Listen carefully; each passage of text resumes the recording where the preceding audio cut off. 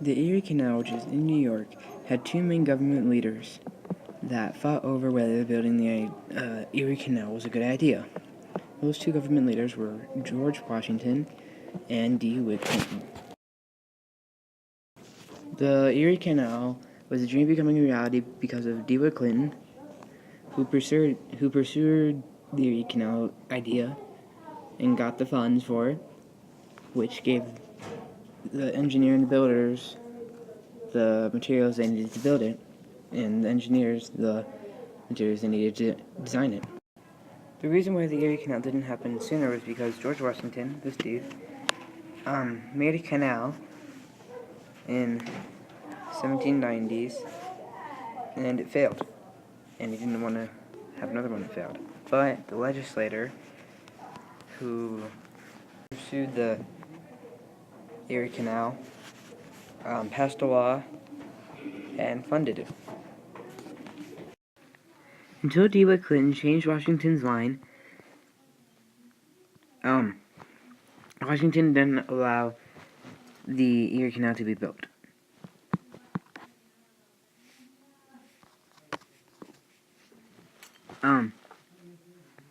But when DeWitt Clinton did change Washington's mind years later, Clinton got many engineers and builders to build their first ever canal ever, which means that this is the first time they've ever built a canal.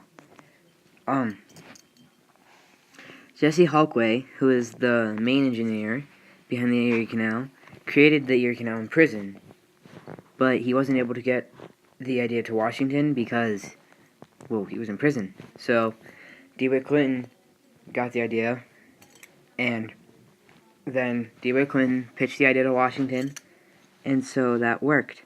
And then years later, the Erie Canal was built. The Erie Canal was finished in 1825, but wasn't open till ships till 1826. And it started to be built in 1821, but technically, when it was finished and opened to ships is 1826, so 1821 to 1826. Many of the builders and engineers who had made a gigantic canal, which was without any training or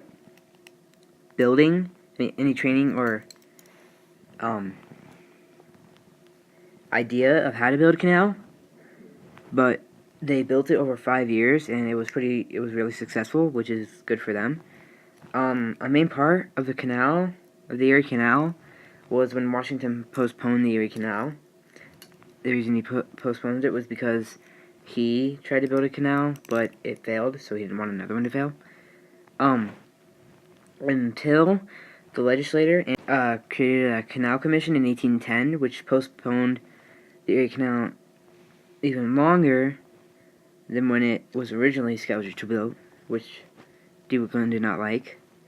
But then 7 years later, Congress passed a law that would allow the Erie Canal to be built. Then in 1836, a legislator who originally didn't like the Erie Canal passed an act that largened the Erie Canal to about 70 feet wide and 7 feet deep. The Erie Canal event changed history because it allowed many shipments to travel from the Hudson River to Lake Erie without land getting in the way. They just travel on water, not land. A canal. And it also allowed a lot of engineer and builders to build their first ever canal without practice, and finally allowed George Washington to make a canal that didn't fail and was able to make a big difference.